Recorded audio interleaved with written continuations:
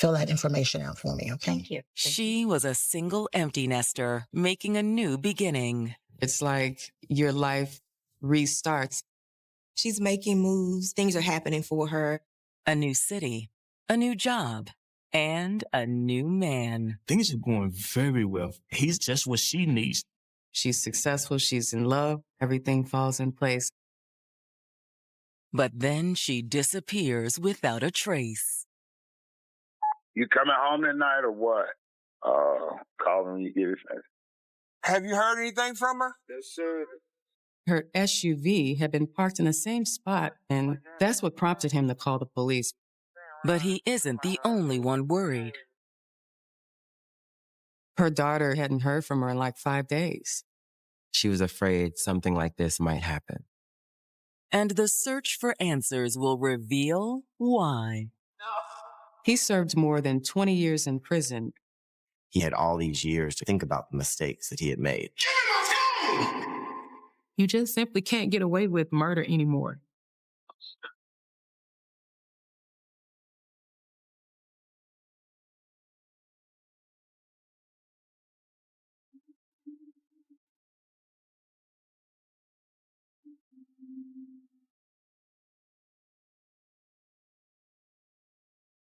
November 10th, 2020. It's a busy Tuesday in Atlanta, Georgia, where life is just starting to return to normal after COVID-19 turned everything upside down. The shutdown really impacted people and their feeling isolated and their connection to people. And then I noticed that folks were outside, at restaurants like life was normal again. People were still cautious, but people were happy to get back out. And I think it was a big sigh of relief to be back into the world. People started to feel like themselves again.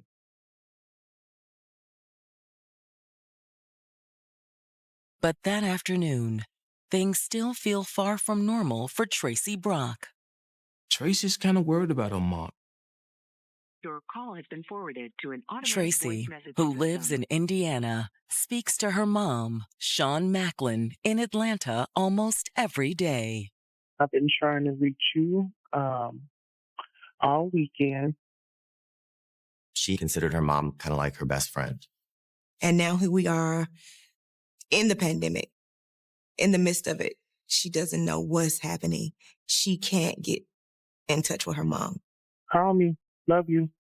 It's now been 5 days since they last spoke. Tracy is concerned, so she calls and asks the police to go by there to do a welfare check. Atlanta non-emergency, how can I help you? Hello, I'm calling to request a welfare check on my mom. She has a broken foot. Her mother had just hurt her foot, so she had a boot on her leg. Tracy was concerned, had her mother fallen and couldn't get up. I'm just worried.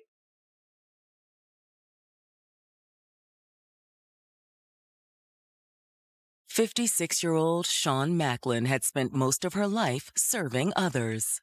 Sean was a compassionate person. She worked in healthcare. She dedicated her life in a field where she could help others. Folks who work in healthcare love people. They love working with people. But Sean's greatest love was her daughter. She was there for her family, and she was an amazing mother. Mother and daughter were especially close. She's like her best friend. And once Tracy had moved out and started having kids of her own, Sean was ready to make a big life change. At 56, you can find yourself in limbo because, no, you're not 20, but you're also not 80. You have a lot of life ahead of you. So now what do I do? Where's my place in the world? The search took her to Atlanta. She really wanted to kind of live and enjoy, independence. So she moved down to Atlanta. She got a job as an office manager with a local healthcare company. Hi, you have an appointment this morning? I have an appointment. But even with a new city and a new job, there's still something missing. She's looking for a partnership, someone who can help make her feel more stable. Okay, thank you so much. Has anyone told you how infectious your smile is? You can't say infectious in a doctor's office. And in 2019, she met Bernard Stokes. He's in his mid-50s, charismatic and charming. Immediately, they hit it off. There's an instant attraction. She's excited. Like, ooh, the potential is attractive. You know, my schedule's pretty flexible. Think you might want to meet me for some coffee? I'd like that. Thank you. You're very welcome. That was probably exhilarating for her, you know, and you fall really quick when that happens. They get together and they start seeing each other. This is what Sean has been waiting for. And she wasn't about to wait any longer. The two of them decided to take their relationship to the next level, and they moved in together. Bernard was a maintenance man for an apartment complex, and because of his job, he got an apartment. He had his own place. She has a good job. He has a good job. So things are going very well for Sean at this point. She's successful. She's in love. She felt absolutely wonderful.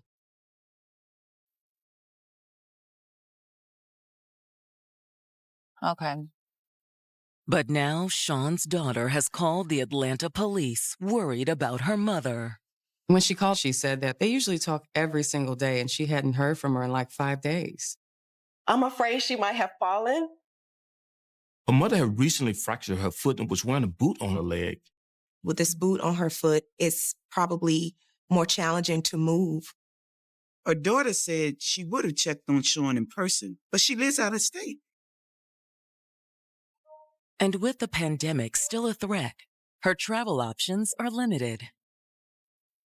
In November of 2020, even though the pandemic was kind of settling down, we were still in limbo in Atlanta.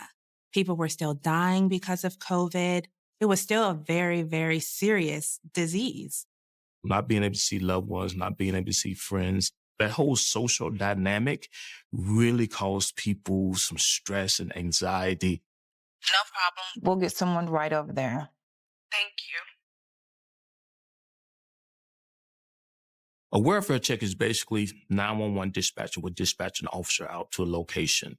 And the officer would basically knock and see if someone comes to the door. They may walk around, look in the windows, looking for any reason for concern. When the officer gets to Sean's apartment, someone answers his knock. A man in his 50s opens the door. It's Sean's boyfriend, Bernard. You hear about Sean? He expresses that he's worried about her. He hasn't seen her since she left for work 4 days ago. I hadn't seen her in a few days, but I already filed a missing person report.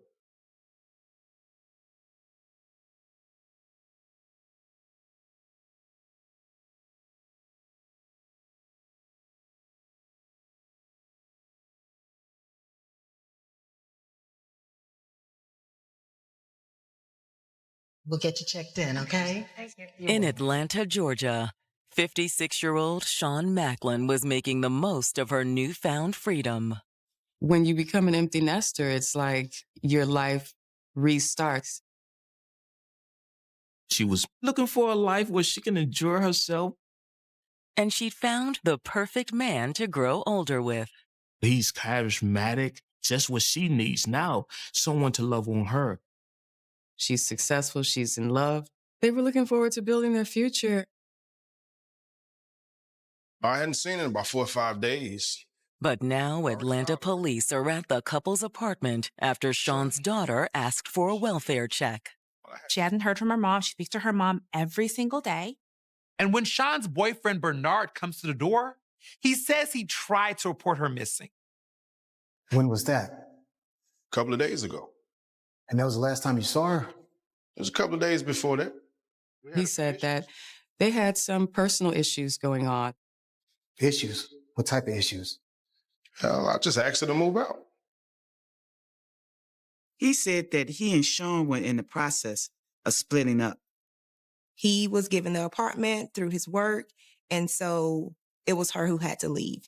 And she agreed. We still care about each other.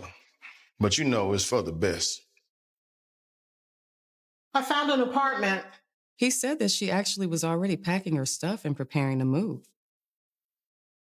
Was in the bedroom. According to Bernard, that's one reason it took him a couple days to call the police and report her missing. He says on Friday the 6th, Sean got up at her usual time to get ready for work. I'll be out of here soon. All right. I can help you move your stuff if you need me to. Thanks. I'm off to work. And then she left for work after that. And that was the last time you saw her? Yeah. Bernard says he went back to bed and he didn't get up until it was time for him to go to work. But he says that when he got home, Sean wasn't there. Sean didn't come home that night, and Bernard thought maybe she spent the night at a friend's house. But then the weekend came and went with no sign of her. It wasn't until Sunday when he started getting worried. He noticed that her SUV had been parked in the same spot as it was on Thursday night. That's what prompted him to call the police because he thought something was wrong. I called the cops. They came out, but they didn't believe me. I called 911 and say, hey, I'm concerned about her. After the officers looked around, they said that they didn't see anything wrong. Did I get a good number Especially for you? after he explained that Sean was in the process of moving out. But the officer conducting the welfare check isn't as willing to let things go. After all, Bernard wasn't the only one who hadn't heard from her. Had you tried contacting her daughter? Well, she hasn't made contact with Tracy. That's why I'm here. She haven't contacted Tracy? Something must be wrong. Let me make contact with the detectives and I'll be in touch.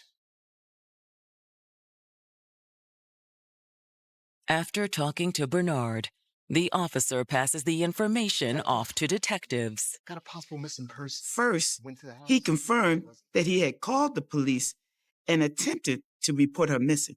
In fact, they even find body cam footage from the encounter. Have you heard anything from her? Yes, sir. That's why I called. In the video, he explains the impeding breakup and how she's moving out. Yeah, don't mind about looking around. No, go ahead. Look. That stuff haven't moved since then? No, sir. And that was my concern. With little else to go on, the officer's hands are tied. I looked at the arrest record. She's not showing up on that either, as well as any hospital.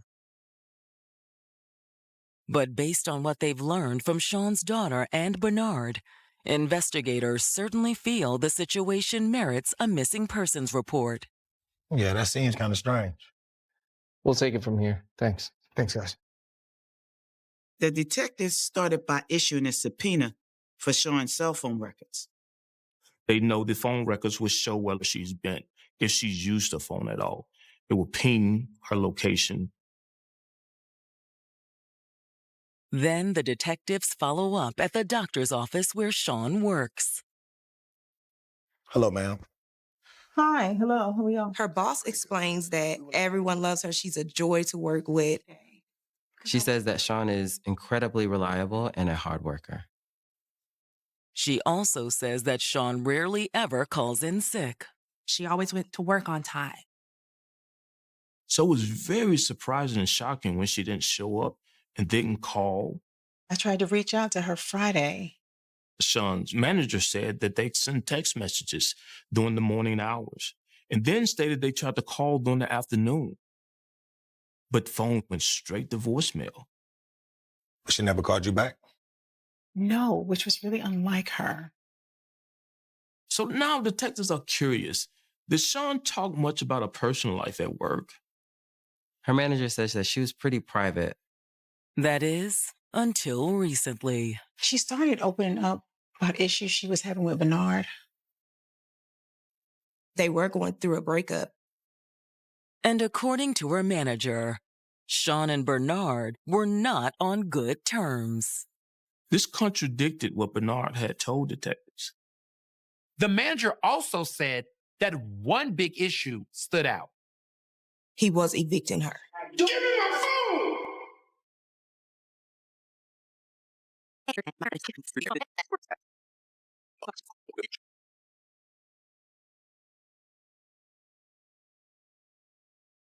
Detectives investigating the disappearance of Sean Macklin have learned that her boyfriend, Bernard Stokes, was trying to evict the 56-year-old office manager from their apartment.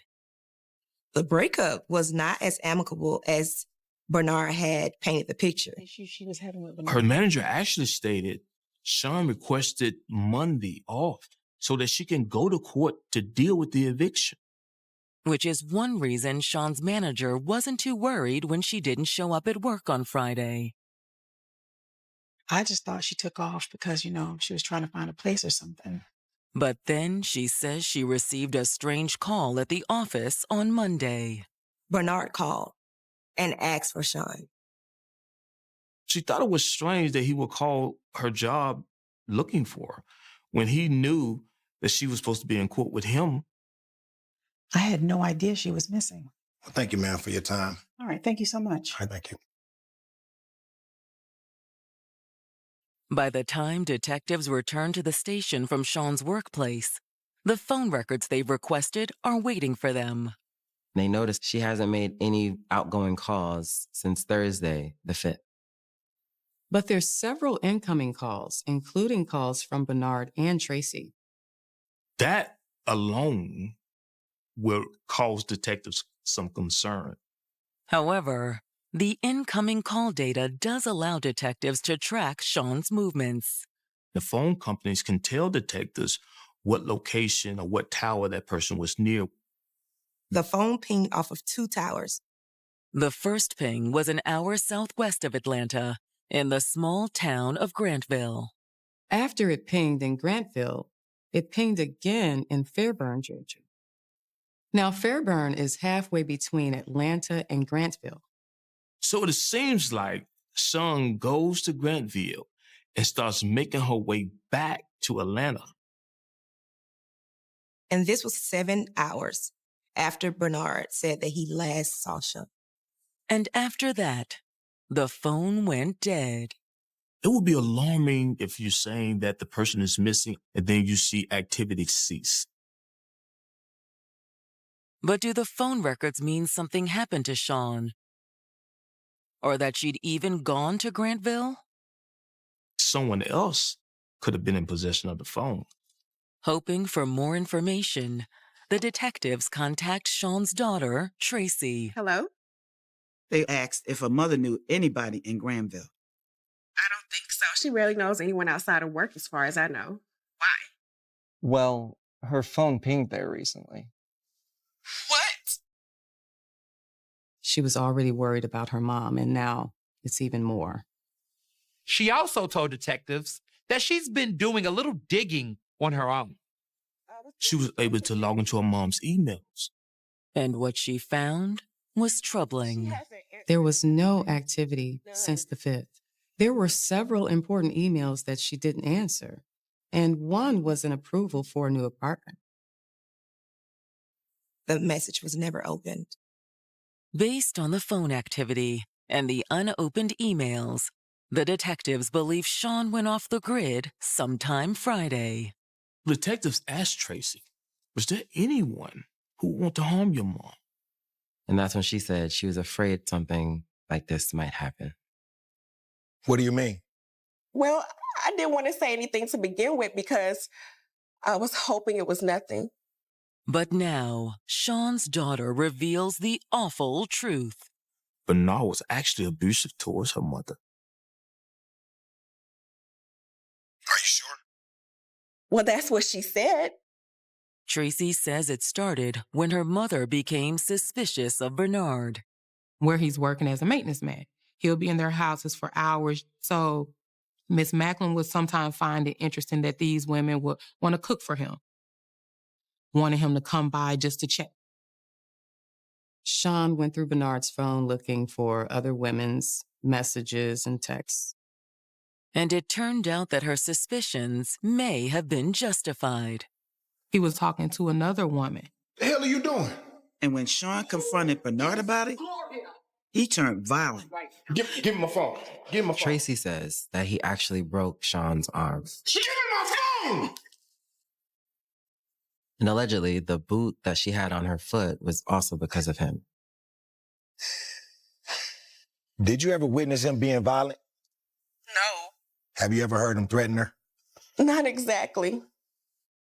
But Tracy does say that her mother was growing increasingly afraid of Bernard. She even took out a life insurance policy. Tracy also said that her mother obtained a carry permit and got a gun. According to her daughter, that's why she'd started looking for a new place. But she didn't want to leave before having somewhere else to go. I told her just to get out, go to a shelter if she have to. But she said she would be okay. So at this point, Tracy is afraid that Bernard really harmed her mom. The detectives are starting to think so, too. All right. Well, thank you so much. We'll be in touch.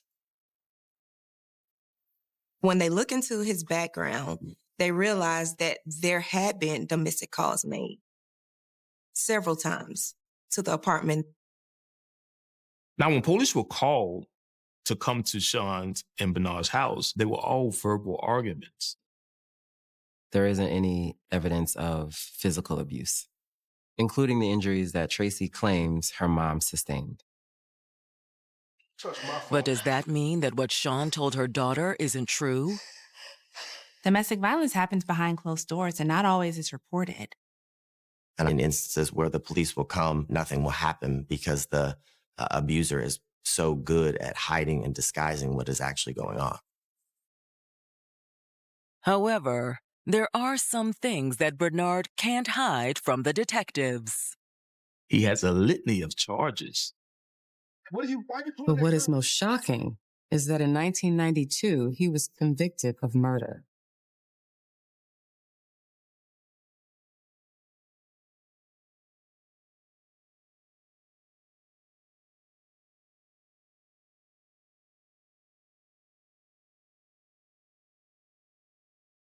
Detectives investigating the disappearance of Sean Macklin have just learned that her boyfriend Bernard has been previously convicted of murder.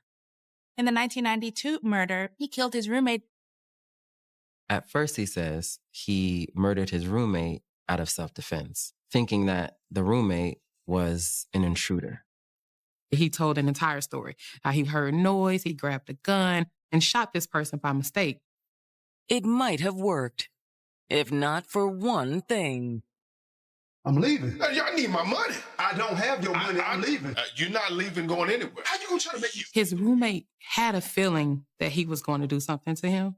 So what his roommate did was put a recorder in his pocket. And the recorder told a very different story than the one Bernard gave police. They actually had an argument. They were arguing about him moving. This was a dispute over rent. Why you pulling that gun? During this argument, he's asking Stokes questions. Why do you have that gun in your hand? What are you going to do with that gun? And you can hear the gun go off. The recording even captured Bernard attempting to cover up the crime. Stokes calls 911, tell 911 that he believes that someone was trying to break into the home, and he mistakenly shot this roommate. The tape was more than enough to put Bernard away. He took that case to trial, he lost, and he was convicted. He served more than 20 years in prison before being released on parole. And now that Sean is missing, the detectives wonder if Bernard is making a second attempt at getting away with murder. When he was caught the first time, he had all these years to kind of think about the mistakes that he had made.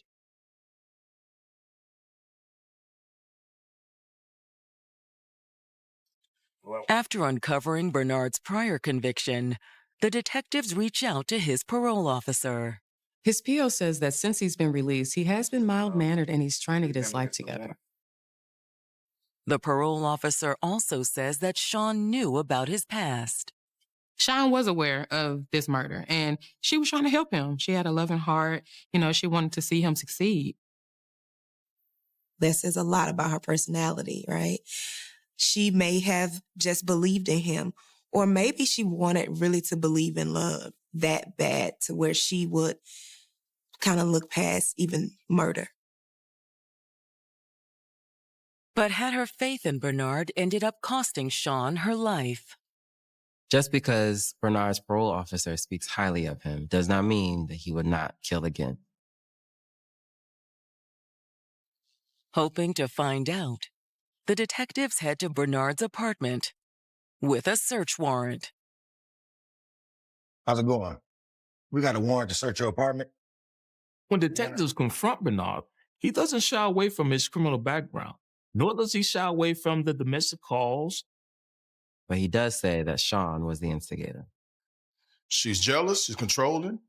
She even tried to call my kid's mom and threaten her. It was crazy.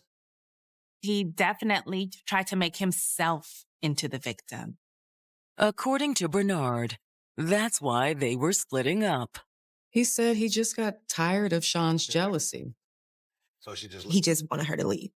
When she tried to stall it, she said she had to wait till she get her place.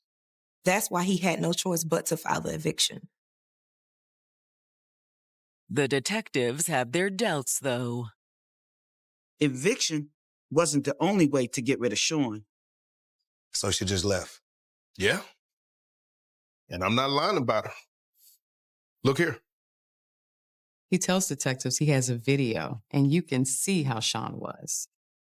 He actually recorded the last argument they had. The video is only a few seconds long, but you can hear Sean yelling at Bernard from the bathroom. I don't give a damn. Shit, that's what I'm saying. You do them and take it out on me. I ain't taking nothing out on you. I don't want to take your life out on you. It's your life. You do.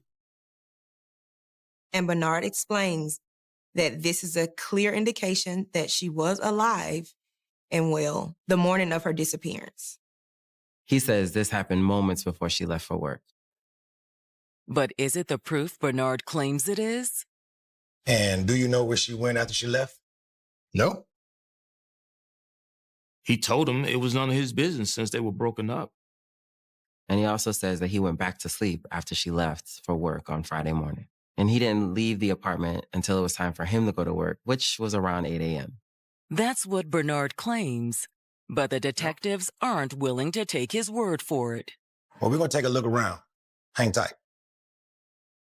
And since they have a search warrant, there's nothing he can do to stop them from looking around. They also luminol the apartment. Luminol is a chemical that can reveal where someone has cleaned up bloodstains. At first, the results are disappointing.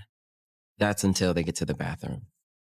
And when we luminol the bathroom, you could see blood.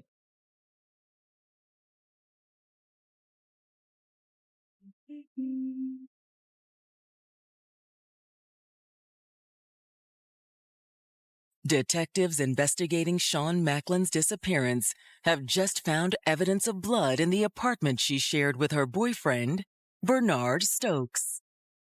Luminol reveals that there is splatters of blood in the bathroom. You can see blood smears on the bathroom handle, the bathroom sink, and also on the floor. There's also blood on the molding and a comb on the counter. It's not enough to prove that anyone was killed in the bathroom, but it is quite suspicious. Hey, Bernard. When detectives ask Bernard about the blood, he says he has no idea how it got there. However, given all they knew about Bernard's criminal past and his alleged abuse of Sean, the detectives didn't believe him. All right, we're going to have you come down to the precinct for some more questions. We'll meet you down there. It's fine. But before they head back to the station, the detectives stop by the apartment complex's management office. They want to see the surveillance video, the hours surrounding Sean's disappearance. When they review the video, they get the first evidence that Bernard is lying. First of all, On November 5th, around 7 p.m., you see on surveillance video, she exits her car and she goes into her building. But they never see her leave again. And there's no chance she could have left out a different exit? No, we have 17 cameras. It'd have showed up if so. You roll forward to the next morning? Sure. However, the cameras do capture Bernard leaving early the next morning. They see Bernard leave the apartment on the 6th at 6:52 a.m. Earlier in his statement to police, he said he didn't leave till 8 that morning. And the lie isn't the only thing the cameras catch. We see him kind of back his pickup truck to the trash compactor area, and the bed was empty. Unfortunately, the cameras don't pick up what happened. But when he pulls back out 20 minutes later, there's several items in the bed. One of the items that they see is a big box. Where did this box come from? And why does he have it? For detectives, the answer is simple. Her body was in that box. In his hallway, there's no cameras that lead to the compactor where we believe he drug her body before he backed his truck in and picked the body up and put it in the truck. Bernard then leaves the complex and doesn't return until 4:30 that afternoon. And guess what's missing from the truck? That big box. And when he gets out of the truck, Bernard is also wearing different clothes than he had on when he left. So where did he go for 7 hours? What happened to the stuff in the bed of his truck? And why is he wearing different clothing? Detectives believe there may be a way to answer at least some of those questions. Detectives place a trace on his license plate for the truck. The trace allows detectives to go through the reams of data collected by traffic cameras and license plate readers scattered throughout Metro Atlanta. You just simply can't get away with murder anymore. We have too much technology. After requesting the data, the detectives sit down with Bernard. They want to see if Bernard's going to be honest. Detectives ask him, what did he do in the moments after Sean left? Unaware of what detectives have uncovered, Bernard sticks to his story. I told you after she left, I went back to sleep now and get up to about 8 a.m. So detectives press him and ask him, did he go outside? And he says no. You never left the apartment at all? No, I was in bed. Detectives then let him know, we saw you on camera, and then he explains, finally, oh yeah, I went out to go get a cigar. Detectives don't believe him at all. So detectives try to appeal to Bernard's compassion. You must have loved Sean. Don't you want to help us find her? Of course. He acknowledges he cared about her and he wouldn't do anything to hurt her. But then he reveals something that is very interesting to police. I went down to her and her He daughter. tells detectives that he believes Sean and her daughter organized her disappearance. Why would they do that? To get back at me, I guess. He said Sean was mad that he was kicking her out. And you didn't have anything to do with it. That's what I've been trying to tell you. But the detectives are about to call his bluff. So you don't have a problem taking a polygraph test? And that's when he shuts down. He does not want to talk anymore. It's like I'm going to need a lawyer.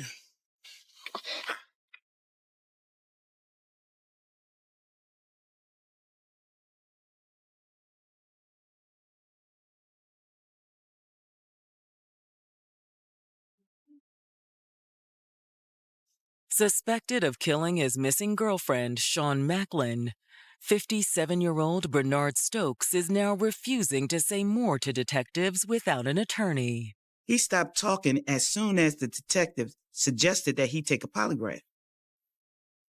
It's enough to convince the detectives that he's lying. We know that they were going through problems. She was leaving him.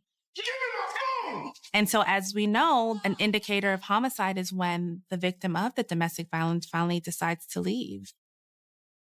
However, something is still missing. You have a murder case without a body.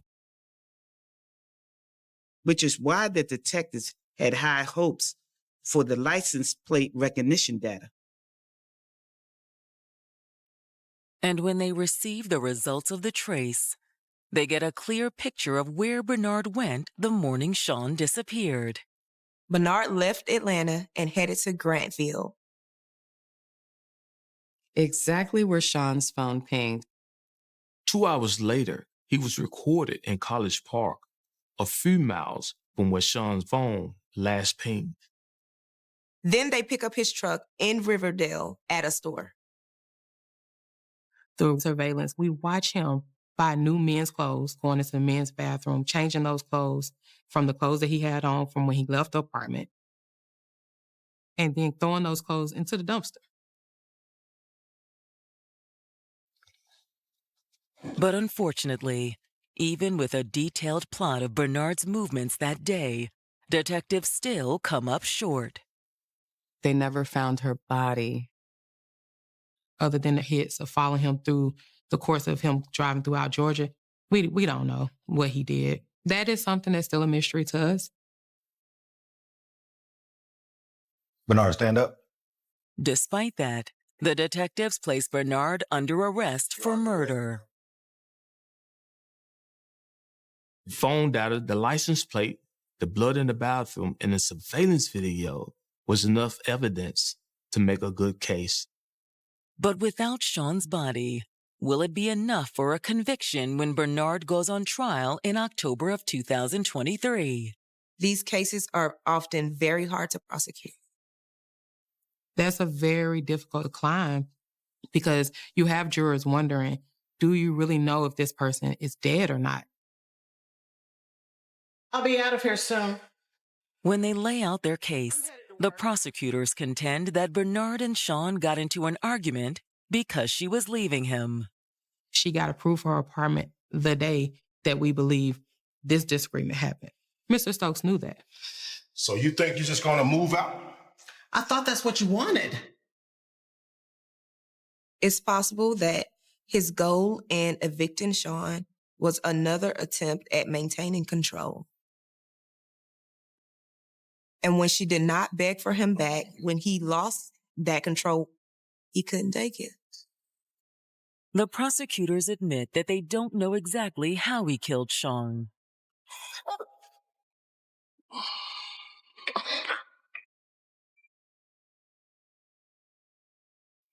But they argue that her body was in the box Bernard hauled away from his apartment the morning she disappeared. The prosecution also argues that Bernard only reported Sean missing to cover his tracks. In addition, and this is how sneaky he was, he actually called Miss Macklin's phone and left voicemails on her phone to cover it up. You coming home tonight or what? It's late. When it's the defense's turn, Bernard says that he'd been just as desperate to find Sean as anyone. Bernard maintained his innocence throughout the trial. But Bernard's claims make little impression on the jury. Even without a body, the jury believes that the evidence is sufficient to convict Bernard. He didn't think that people would take all the steps necessary that would be required to prove him guilty of murder. And, we did. He was sentenced to life without the possibility of parole.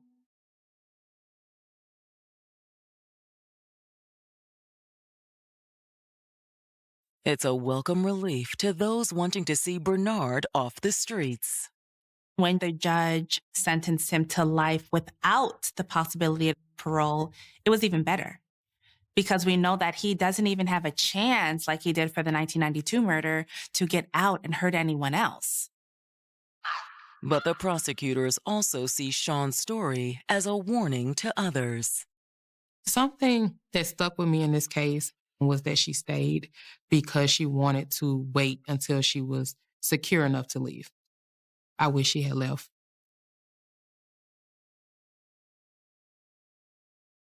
It also continues to haunt the family and friends that Sean left behind. It's challenging because they never found the body.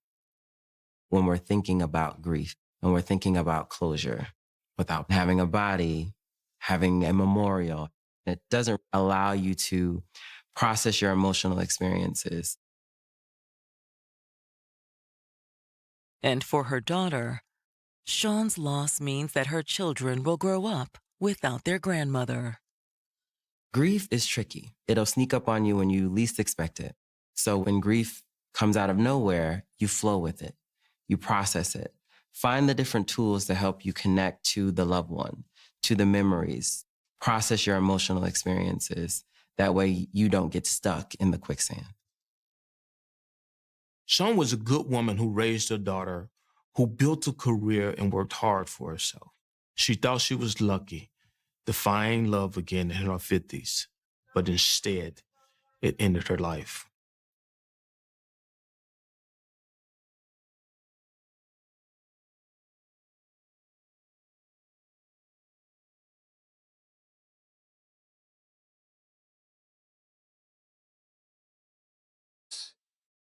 I told my dad not to come down.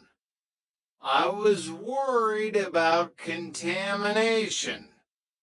Sandy had been alone at the croft for over an hour before Jimmy arrived. He hadn't just discovered the body, he had orchestrated the scene. I used a pen to push the jack. She didn't have anything to steal. He had unplugged the phone so Mima couldn't call for help as she lay dying. And Hattie, Sandy had been off duty today. He had known about the dig, known about the documents Hattie found.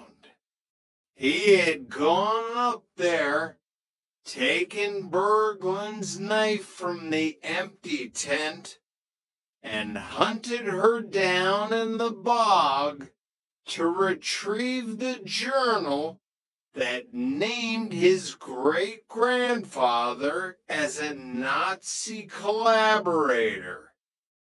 Jimmy slammed the brakes, skidding to a halt outside Joseph Wilson's neat, terraced house. The front door was ajar. Jimmy drew his baton, signaling for Tosh to take the back. He moved silently up the path, stepping through the open door into the hallway. The house was dark, but a faint light spilled from the living room. Jimmy edged closer. He heard the sound of sobbing. He stepped into the doorway, his baton raised. Joseph Wilson was sitting on the sofa, his head in his hands, crying silently. On the coffee table in front of him lay a heavy, leather-bound journal. The pages were yellowed and brittle. Per Lundstedt's journal. Standing by the window, looking out at the distant glow of the Up-Helly fire, was Sandy. He was holding his service radio in one hand and a heavy iron poker from the fireplace in the other. He turned as Jimmy entered.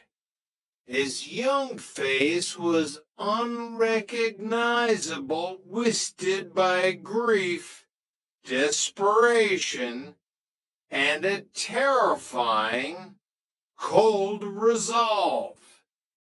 Sandy, Jimmy said, his voice surprisingly calm, put it down. You figured it out, then, sir? Sandy asked, his voice cracking. He sounded like a frightened child. I knew you would. You're too smart. I know about the journal. Sandy, I know what Andrew Holdan did during the war. Joseph let out a broken wail from the sofa. He sold them out. Jimmy, my grandfather, he sold out the Norwegian boys for German gold to build his fishing fleet. Mima knew. She caught him burying the body. She kept quiet to protect the family name, to protect me. And when the dig started, Sandy continued, his knuckles white around the iron poker. She panicked. She told me she was going to confess. She was going to ruin everything. The whole damn empire. Our name. Everyone would know we were the descendants of a traitor. So you shot your own grandmother? Jimmy asked, repulsed. I had to. Sandy screamed, tears streaming down his face. I had to protect us. She was old. She had lived her life. But if that journal got out, the Haldanes would lose everything. They'd take the boats, the money, the respect. And Hattie? Sandy shuddered, closing his eyes. She saw the journal in the tent. She read the names. I didn't want to hurt her, Inspector. I swear. But she ran. I chased her. And I had the knife. I just couldn't let her tell. It's over, Sandy, Jimmy said softly, taking a step forward. You're a police officer. You know how this ends. Put the poker down. Sandy looked at the iron bar in his hand, then out the window at the roaring fire illuminating the Shetland sky. The Viking galley was burning to ash, taking its secrets with it. I wanted to be a good detective, sir, Sandy whispered, a sad, broken smile touching his lips. I really did. He raised the iron poker, not at Jimmy, but swinging it wildly toward his own head. No! Jimmy lunged forward, tackling the young officer to the floor. The poker crashed into the coffee table, splintering the wood. They wrestled on the carpet, Sandy fighting with the manic strength of a doomed man. But Jimmy was older, heavier, and fueled by righteous anger. He pinned Sandy down, wrenching his arms behind his back and snapping the handcuffs shut with a brutal click. Sandy collapsed against the floor, sobbing uncontrollably. Joseph Wilson sat on the sofa, frozen in horror, watching his son a murderer twice over being read his rights. Tosh burst through the back door, breathing heavily, assessing the scene in a split second. Call for a transport, Jimmy ordered, hauling Sandy to his feet. He looked at the young man, feeling no triumph, only a profound, crushing sorrow for the island that had bred such dark loyalty. Yes, sir, Tosh said quietly, reaching for her radio. As they walked Sandy out of the house and into the freezing Shetland night, the wind howled off the North Sea, carrying the scent of salt, ancient ice, and the bitter ashes of the burning galley. The secrets of Bressay had finally been unearthed, but the scars they left behind would take generations to heal. End of part 2. The architecture of masks. Prologue, the cost of a coat. The human face is the most elaborate lie ever constructed. We spend our lives curated by expectations, dressing ourselves in the fabrics of our professions, our marriages, and our social standing. But for some, the mask isn't a social necessity, it is the entire self. In the late afternoon light of Orange County, 1979, the sun didn't just shine, it glared.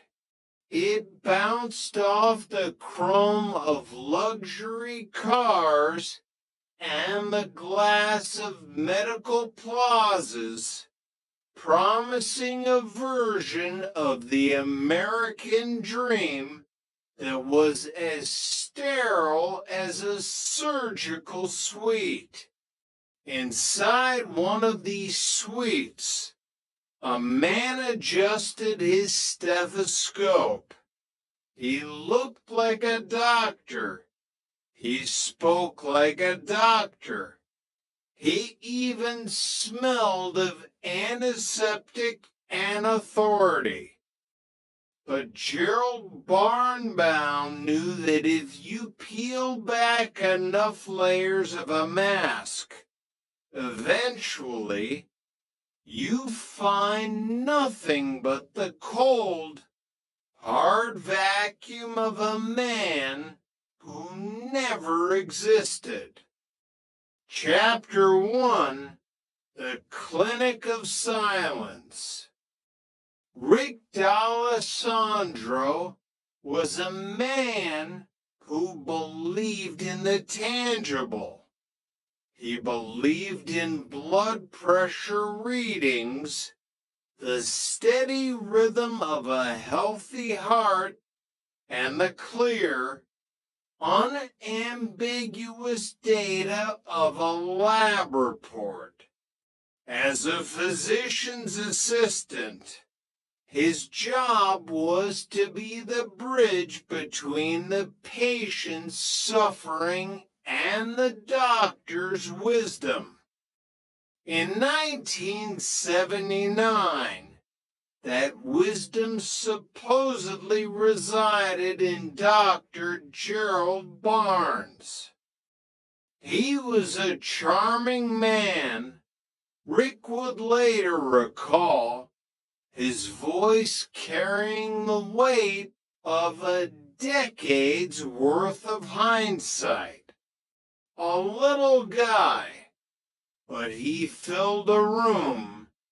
He had that bedside manner they don't teach in school, the kind that makes you feel like you're the only person in the world. The clinic in Orange County was a hive of activity. Dr. Barnes was the director, a position of prestige that he occupied with a natural, almost theatrical grace. He was the doctor's doctor, the man who stayed late, the man who remembered the names of his patients' children. But Rick noticed small things. A hesitation when discussing complex pharmacology. A certain vagueness when the conversation drifted toward the minutiae of medical school rotations. At the time, Rick dismissed it. He's a busy man, he told himself. The administrative burden of being a director is heavy.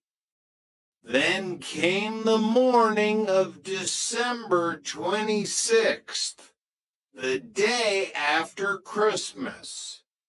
The world was nursing a collective hangover of celebration, and the clinic was quiet, save for the hum of the air conditioning and the occasional cough from the waiting room. John Mackenzie walked in, or rather, he shuffled. He was 29 years old, a man in the prime of his life, but he looked like a ghost.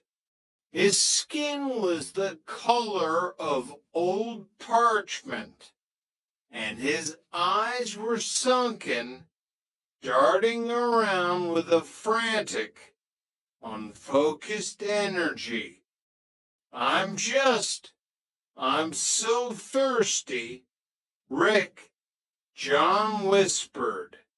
His voice was raspy, as if his throat were lined with sand.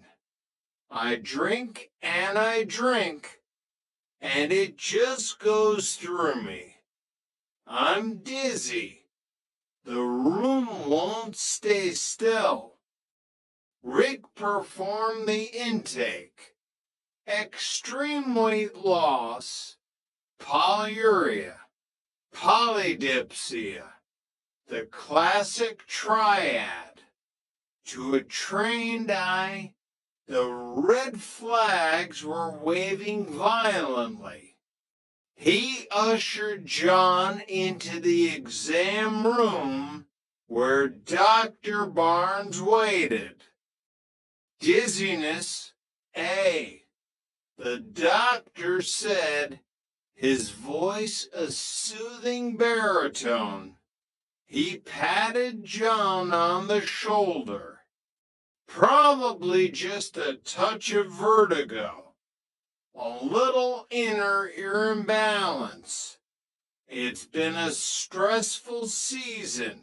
John, we'll get you fixed up.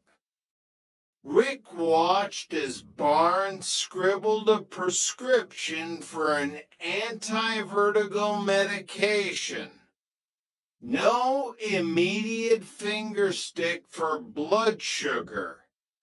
No urgent hospitalization. Just a slip of paper and a see you next week. Doctor, shouldn't we? Rick started. We've ordered the blood tests. Rick, Barnes interrupted, flashing a bright, practiced smile. The lab will have them by tomorrow.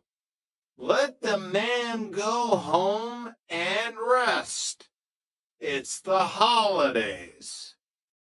John Mackenzie left the clinic clutching a prescription that was effectively a death warrant. He walked out into the California sun, his body screaming for insulin, his blood turning into a thick, syrupy poison. Chapter 2. The weight of 1,200.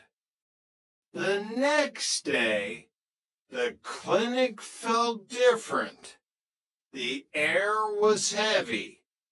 Dr. Barnes had the day off a reward for his hard work during the holiday rush.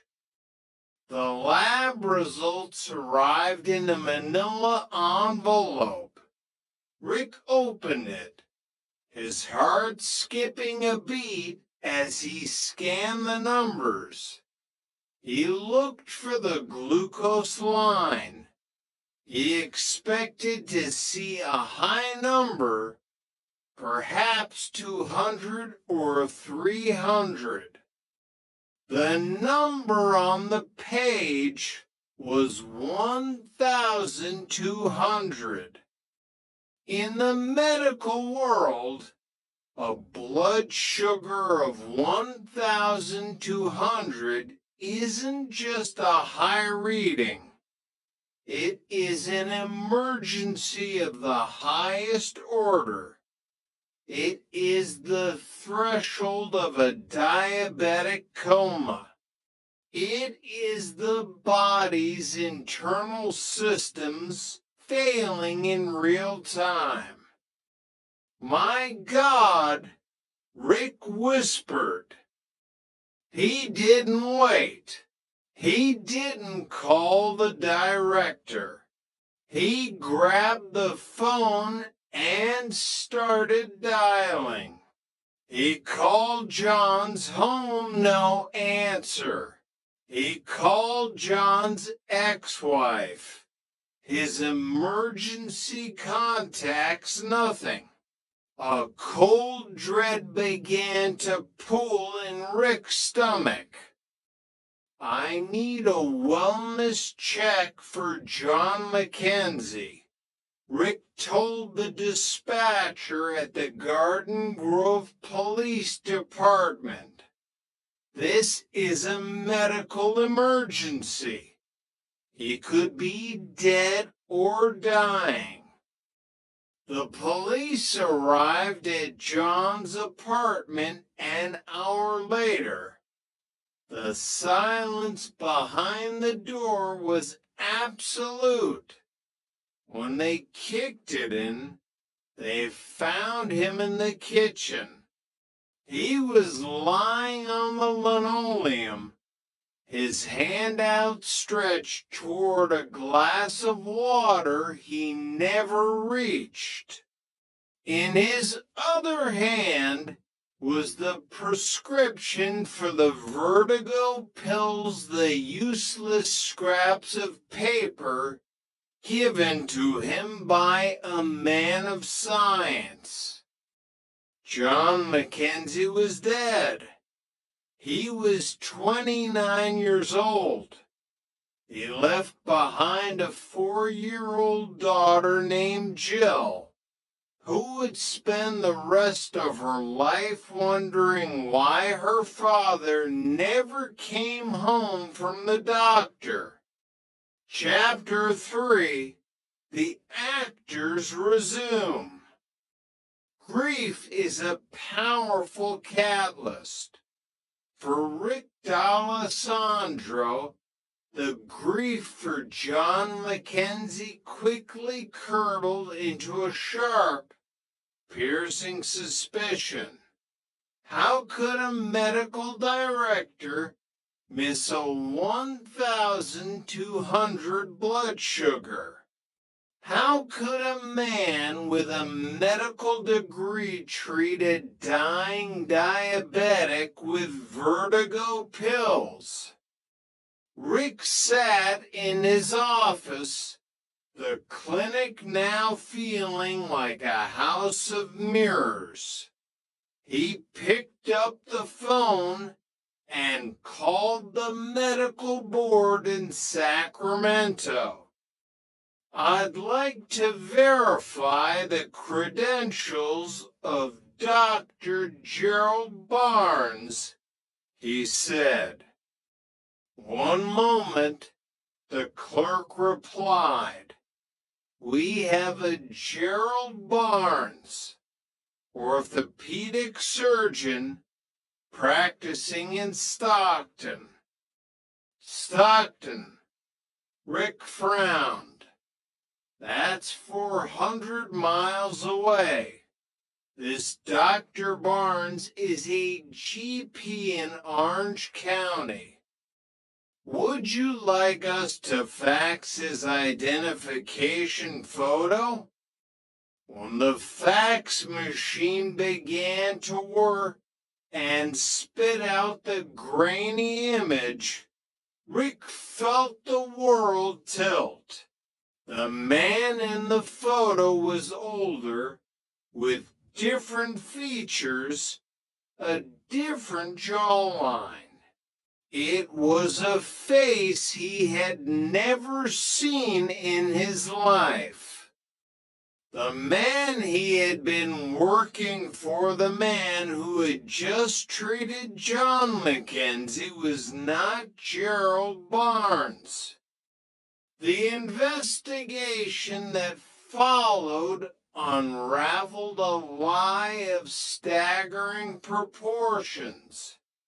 The man at the clinic was actually Gerald Barnbaum, a former pharmacist from Chicago. Barnbaum wasn't a doctor. He was a failed actor and a convicted fraudster who had been caught in a Medicaid scam years earlier, when his pharmacy license was revoked. Barnbaum didn't reflect or repent. He simply decided to play a bigger role. He moved to California, changed a few letters of his name, and borrowed the identity of a real doctor. He had called the medical board, claimed he lost his license, and they, without a single background check, sent him a duplicate. He had spent years seeing 30 to 40 patients a day. He had diagnosed illnesses, performed exams, and prescribed narcotics. He had lived a life of prestige, earning a high salary and the respect of his community, all while operating on the medical knowledge of a high school student and a few years of pharmacy school. He was an actor, investigator Eddie Banks would later say, and the clinic was his stage.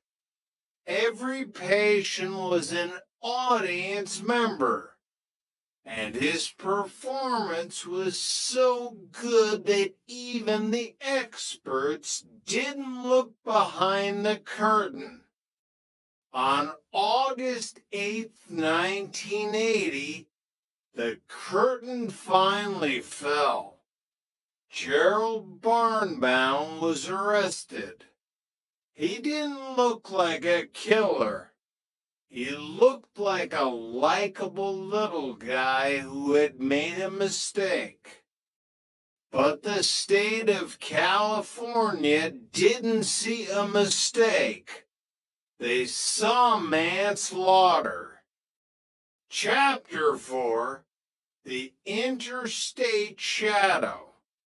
While Gerald Barnbaum was beginning his first prison stint several states away, another man was discovering the thrill of the mask. David Brankel did not look like a bank robber. He was impeccably dressed, often in custom-tailored suits that suggested a man of significant means. He was an entrepreneur, a consultant, a visionary. In the small, close-knit town of Bloomington, Indiana, he was the kind of man people wanted to be around. Phil Sperry, a local businessman, was one of them.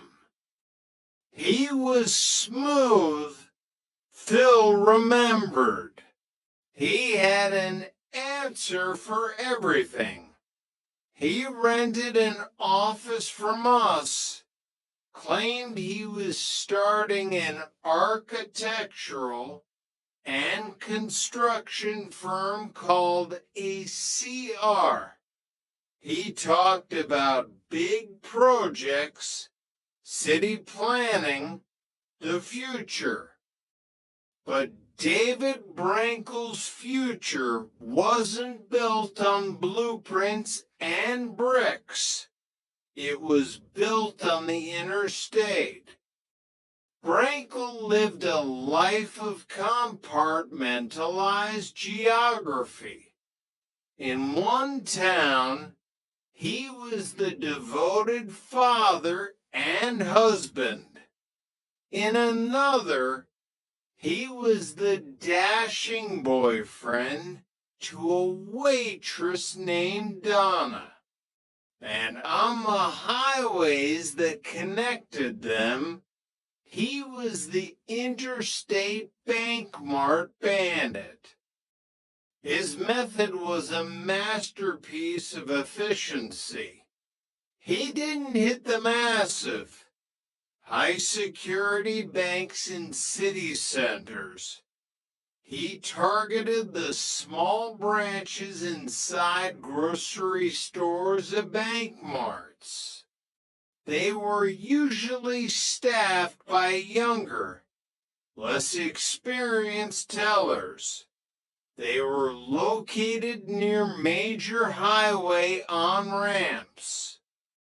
You would walk in, often wearing a fishing hat or a simple pair of tan coveralls. He didn't shout. He didn't wave a gun. He would slide a note across the counter. I have a gun. Be quiet. Go home alive. He would be in and out in less than 90 seconds. By the time the police were dispatched, Brankel would be back on the I-65 or the I-70, his black BMW cruising at the speed limit, the stolen cash tucked away in a designer briefcase. I think the guy I'm looking for is doing the exact same thing I'm doing. Detective Larry Duncan would later muse. Duncan was the man tasked with catching him. I was sitting at my computer, looking at maps of grocery stores near interstates. And on the other side of the screen, in some hotel room or rented office, David Brankel was doing the same thing. It was a game of digital chess played across state lines. Kentucky, Indiana, Ohio, Tennessee. Brankel was a ghost who left no fingerprints and no trail except for the pattern of his robberies. Chapter 5: The Two-Way Mirror. By the mid-90s, Gerald Barnbaum was out of prison. He had served his time for the death of John Mackenzie, but the prison walls hadn't changed him. They had only refined his craft. While incarcerated, he had taken medical correspondence courses. He had studied the language of healing so he could more effectively poison the truth. He stepped out of the prison gates and immediately stepped back into a lab coat. This time, he found Lisa Roberts. He was the perfect husband, Lisa said, her voice trembling with the ghost of a memory. Flowers, dinners, concerts. He swept me off my feet. He was Dr. Gerald Barnes, the medical director of a high-end clinic in Los Angeles. He made 6 figures. We were going to have children. We were going to build a life. For over a year, Lisa shared a bed with a man whose name she didn't know. She watched him leave for work every morning, his stethoscope draped around his neck like a badge of honor. She attended company functions where other doctors sought his advice. Even the FBI used his clinic for their agent physicals. Think of the irony. 100 FBI agents trained to spot deception, stripped down to their underwear, and let an imposter listen to their hearts. The mask was perfect until the Christmas party of 1996. Rick D'Alessandro was there. Fate, it seems, has a sense of dark humor. Rick was attending the same industry event.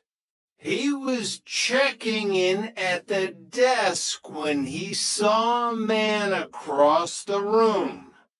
A likable little guy with a familiar smile. Rick looked at the man's lapel.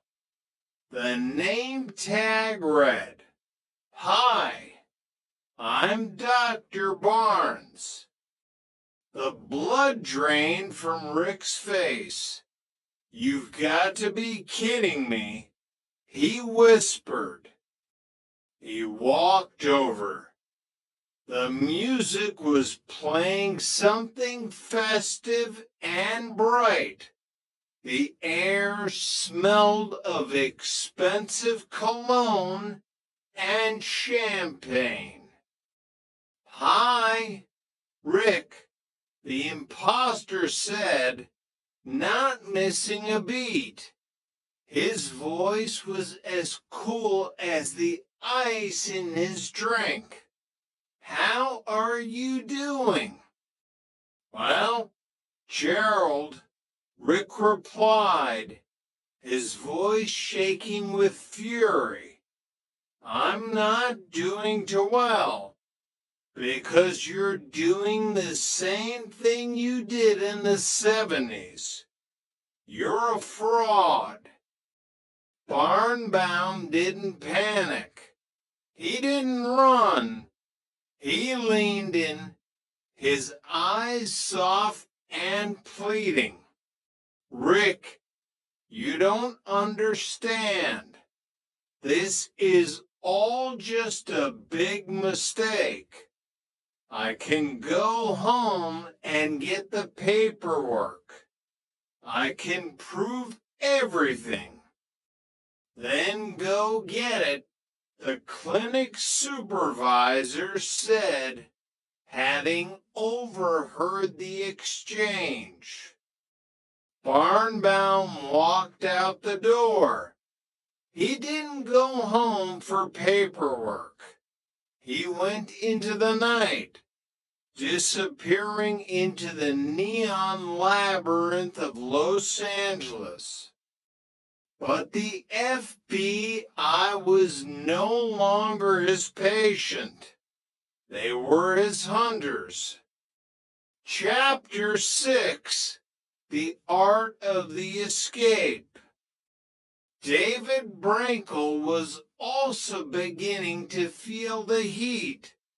It was 2003, and the IBM Task Force, a coalition of detectives from multiple states, was closing in. They had a nickname for him now, IBM. They had a photo of his car, a black BMW. They had a theory about his home base in Indiana. They even had a name for their trap, Operation Intercept. On September 6, 2003, Brankel hit his 35th bank. He walked into a U.S. bank in Louisville, slid his note, and took the cash. The police radio crackled to life. Operation Intercept. Operation Intercept. Detectives flooded the highways. They pulled over every black BMW they saw. They searched trunks, checked IDs, and waited for the bandit to fall into their lap. But David Brankel was smarter than the average thief. He didn't take the interstate.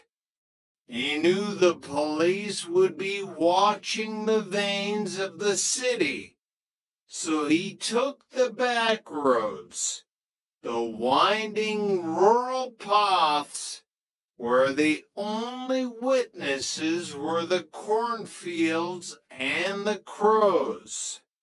He slipped through the news, listening to the police scanner in his car, a smug smile on his face.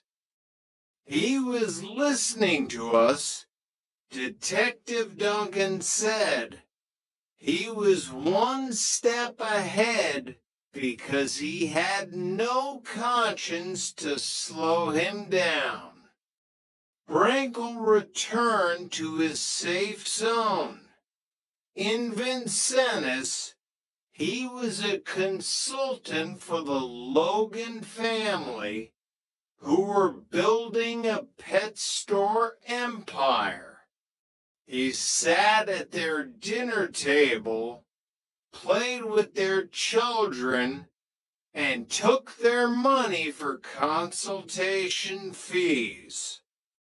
He was God's gift to us, Peggy Logan said, or so we thought. At the same time, Brankle was maintaining his relationship with Donna. She was now his getaway driver. They were the modern Bonnie and Clyde, fueled by a mixture of narcissism and high-octane gasoline. My mother said I couldn't even mow the lawn right. Brankle told Donna during one of their long drives. But look at me now. I'm the most successful bank robber in history. He wasn't robbing for the money anymore. He was robbing to prove that the mask was realer than the man. Chapter 7, The Collapse. The end of a lie is rarely a grand explosion. It is usually a series of small, pathetic cracks. For Gerald Barnbaum, the crack was a bus ticket. After being caught again in 1996, he had been sentenced to 12.5 years. But in 2000, while being transferred between facilities, the system made a fatal error. Because he was a low-security inmate, nonviolent fraudster in their eyes, they gave him a bus ticket and told him to report to a prison in Illinois. He didn't go to Illinois. He went back to the only life he knew. He ended up in a North Hollywood clinic, wearing a white coat and a stethoscope, seeing patients under the name Gerald Barnes. When U.S. Marshals finally tracked him down, they walked into the clinic and called out his real name, Gerald Barnbaum. The man in the white coat turned around. He didn't fight. He didn't try to explain. He just looked at the handcuffs and sighed. "You guys are good," he said. For David Brankle, the end came on a cold December day in 2003. He was driving his BMW in Bloomington when he nearly hit a car driven by an off-duty detective named Kevin Hill. It was a routine traffic stop that turned into a 100-mile-an-hour chase. Brankle disregarded stop signs, drove into oncoming traffic, and eventually left the police in the dust. But he had dropped his driver's license. The police went to his home in Vincennes. They found him trying to flee with his son in the car. He abandoned the vehicle and ran on foot, a small knife in his pocket, tripping over a curb in a maze of apartment buildings. When the handcuffs clicked shut, the entrepreneur was gone. The consultant was gone. All that was left was a tired, 46-year-old man who had robbed 43 banks and had nothing to show for it but a suitcase full of disguises. Epilogue: the empty room. In the end, what remains of a man who spent his life being someone else? Gerald Barnbaum is in a federal prison in Minnesota. He is in his 70s now. The real Dr. Gerald Barnes, the orthopedic surgeon from Stockton, still deals with the wreckage of his stolen identity. It's a headache that never goes away, he says. David Brankel is serving 21 years. The Logans and the Sperrys never got their money back. Donna, the Bonnie to his Clyde, received house arrest. The victims aren't just the people who lost money or the families who lost loved ones like John Mackenzie. The victims are the very concepts of trust and truth. We look at the man in the white coat. We look at the businessman in the suit. We want to believe that the clothes make the man. But as Rick D'Alessandro learned in a quiet clinic in 1979, sometimes the clothes are just a costume, and the man underneath is just a ghost, searching for a face that was never his to begin with. Shadows of the Stolen Soul. The Architecture of Deceit. Prologue: The Mirror's Lie.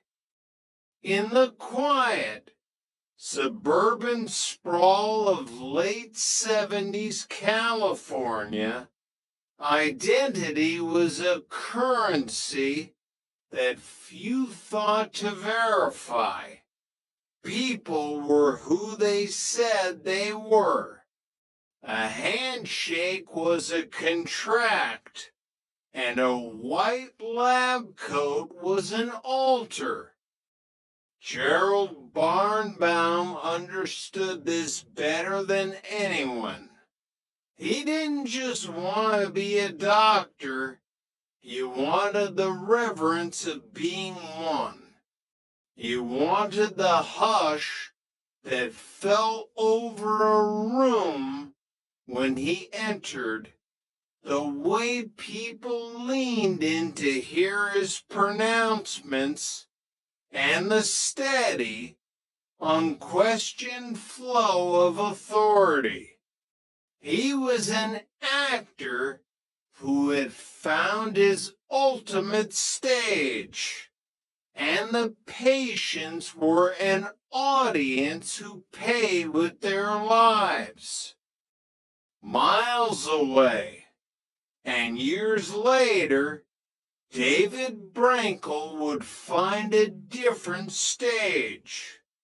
His was the concrete ribbons of the American interstate system, the fluorescent-lit aisles of grocery store banks, and the desperate adrenaline of a man who believed his own lies. This is the story of two men who refused to be themselves, and the trail of broken lives they left in their wake. Part 1, The Cost of a Coat. Chapter 1, The Performance Begins. The Pacific Southwest Medical Group in Orange County smelled of antiseptic and misplaced trust. It was 1978, and the sun baked the asphalt outside.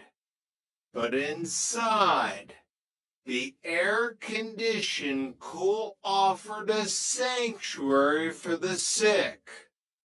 Rick D'Alessandro, a young and earnest physician's assistant, looked up as Dr. Gerald Barnes entered the clinic. Barnes was a likable little guy, as Rick would later recall. He had a quick wit, a disarming smile, and an energy that seemed to say, "I have everything under control." "Good morning, Rick," the doctor chirped, snapping a chart into his clipboard. Another day, another miracle to perform. Rick smiled back, unaware that he was watching a master class in theater. Gerald Barnbaum, the man inside the coat, was a pharmacist from Chicago who had lost his license in a Medicaid scam. But here, under the golden California sun, he was reborn. He had called the medical board, claimed to be a certain Dr. Gerald Barnes from Stockton, and requested a duplicate license. They had sent it without a second thought. For years, Barnbaum played the part. He saw 30, sometimes 40 patients a day. He diagnosed, he prescribed, he consoled. He was elevated to medical director. He was a pillar of the community. But beneath the stethoscope, there was a hollow space where medical knowledge should have been. He wasn't practicing medicine, he was mimicking it. Chapter 2, The Diabetic Ghost. December 26, 1979. The day after Christmas. The world was in a sugar-coated haze, but John Mackenzie felt like he was burning from the inside out. He was 29 years old, a father to a 4-year-old girl named Jill, and he was dying. He walked into the clinic with a thirst that no amount of water could quench. His eyes sunken, his breath smelling faintly of fermented fruit. I'm so tired, Doc, Mackenzie whispered, leaning against the examination table. Dizzy. My mouth is like a dessert. Barnbound, the man Mackenzie knew as Dr. Barnes, looked at him with professional concern. He didn't see a patient in an acute ketoacidotic crisis. He saw a nuisance on a busy morning. He performed a cursory exam, noted the dizziness, and reached for his prescription pad. Antivert, Barnbound said, scribbling the name of an anti-vertigo drug. It's probably just a viral inner ear thing. Get some rest, John. We'll run some blood work just to be safe. John Mackenzie left the clinic clutching a piece of paper that might as well have been a death warrant. The next day, the lab results arrived. Rick D'Alessandro was the first to see them. He stared at the numbers, his heart hammering against his ribs. Blood glucose, 1,200 milligrams DL. A normal level was 100. At 1,200, the